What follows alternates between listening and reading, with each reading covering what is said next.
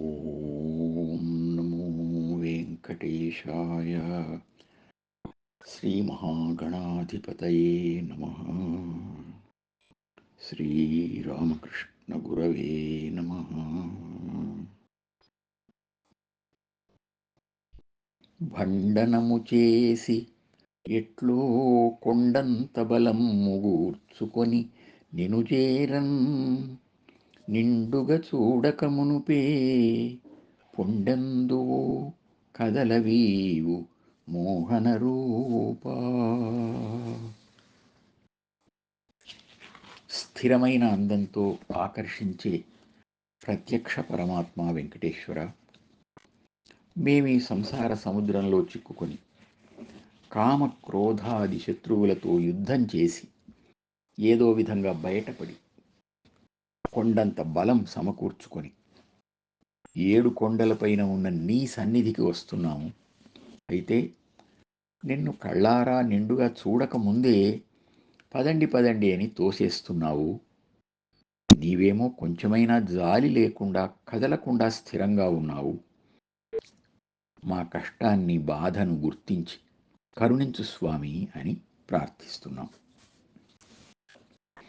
భౌతికంగా తిరుపతి యాత్ర చేసినప్పుడు ఇది మన అందరి స్వానుభవం. మనం ఉన్న చోటు నుండి ఆ ఉన్నతమైన స్వామి సన్నిధికి చేరుకునే వరకు మధ్యలో యుద్ధం చేసినట్లే ఉంటుంది. ఎన్నో నియమ నిబంధనలు, క్యూలలో ఒడిదుడుకులు, కొండంత బలం, శారీరక బలం, మానసిక బలం ఉంటే తప్ప ముందుకు సాగలేం. ఎట్లో సాగి ఎదురుగా నిలబడ్డామో లేదో అంతే, ఒక క్షణం పదండి పదండి అని తోసివేస్తూనే ఉంటారు. అయినా ఏదో తృప్తి, పడిన కష్టమంతా మర్చిపోయేంత ఆనందం, ఇవన్నీ ఉన్నాయనుకుందాం. కానీ స్వామి అక్కడే ఉండి మన కష్టమంతా చూస్తూ జాలి చూపకపోవడం ఏమిటి అనేది మన ఆవేదన. ఇదే పారమార్థికంగా చూస్తే మన మనస్సు కోరికల పరంపరలో చిక్కుకొని ఎట్లో కష్టపడి యుద్ధం చేసినంతగా శ్రమించి పూజా మందిరంలో కూర్చొని మూలాధారం నుండి సహస్రారం వరకు 7 కొండలు ఎక్కి స్వామి దర్శనం చేసుకుంటూ ఉంటే చెంచలం హి మనః కృష్ణ అని భగవద్గీతలో అర్జునుడు అన్నట్లు ఒక్క క్షణంలోనే మళ్ళీ సంసారంలో పడిపోతుంది. స్వామికి అచ్యుతుడు అని పేరు.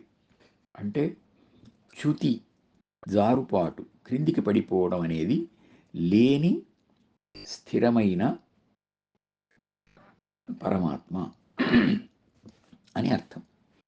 అలా ఆయన అచ్యుతుడుగా కదలకుండా ఉండి కోరికలు మనల్ని కిందికి లాగేస్తూ ఉంటే చూస్తూ ఉండడం న్యాయమా అని ఆర్తితో స్వామిని నిలదీస్తున్నాం. కరుణ చూపించి కొంతసేపైనా మనస్సుకు చాంచల్యం తొలగించి తన సన్నిధిలో నిలబెట్టుకొని తృప్తిగా దర్శన భాగ్యం కలిగించమని అచ్యుతాయ నమః అని ఈ నామంతో ప్రార్థిస్తున్నాం. భండనము చేసి ఎట్లో కొండంత బలం ముగూర్చుకొని నిను చేరన్, నిండుగా చూడకమునుపే పొండెందు కదలవీవు మోహన రూపా.